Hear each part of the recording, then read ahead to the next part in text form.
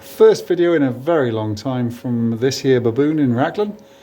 Still being really self-conscious about the fact that I've got a wobbly camera and I haven't invested in a new phone and I haven't found any software to stop wobbling it. Anyhow, let's get off with the waffle and on with the latest Tesla story. Now, to open this bonnet here, also known as the frunk, you've got these two catches here, which are both operated by cables to actuators, one on either side. If you have a problem with this, oh boy, have you got a problem. So they have both got hand releases, emergency hand releases here, which pull the actuator down. So like normally this thing here will pull down when you press a button on the remote controller in the car, but if something's gone wrong here, this cable here, you can pull it by reaching in down here, finding that thing in there and pulling it. However, the link from that cable to the cable that actually does the work is an exceptionally flimsy piece of plastic which always breaks. And I can't for the life of me figure out why. It's not a security thing, you know. It's not as if like thieves are going to be more rough than someone in a panic trying to get into their car. So is it to protect this mechanism? I don't know. What I do know is that it's buggered me up a couple of times. And when that breaks, you can remove the front edge of the under tray and wrestle your arm up there and pull the thing, but this time I couldn't even do that. And the reason why is that one of the cables had actually snapped. No obviously good reason, but yeah, it snapped, so it wasn't here. So to get this open, I essentially peeled the bumper away from the sides there, like took as many of the fixing off as I could get, used these things here, wedges, you can inflate them. So basically I slid those in here between the bonnet or hood and pried up the bonnet with air pressure and removed these bolts here, which lets you peel the front of the bonnet off, the front of the bumper off. And I was able to reach up into here, and it's that you need to pull. So yeah, I might have been able to get it from underneath if I'd have known exactly what I was looking for. So maybe that can help you. Anyhow, pulled that, done it, and bloody lovely.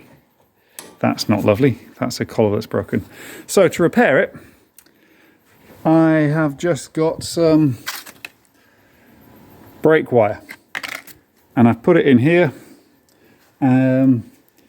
The proper end of the cable. The reason I'm bodging it is because A, I don't like the factory solution. B, I need it done before Monday because this thing needs to pass an inspection. And C, I'm impetuous. So anyhow, brake cable goes in there okay.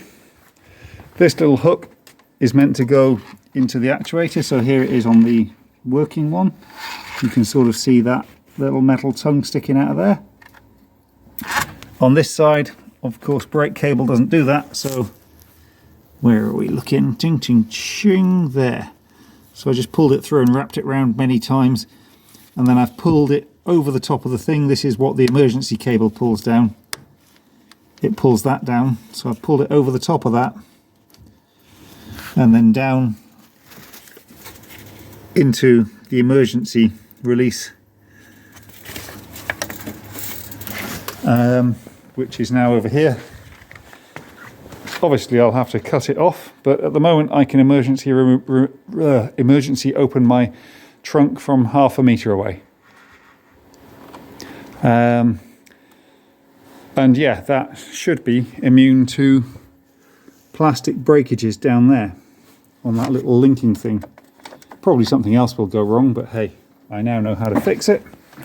For this side, seeing as the cables are still good, I'm actually going to just drill some holes in this piece of plastic and hook up to there with a cable tie, a zip tie, whatever you want to call it, and hope that that's good enough.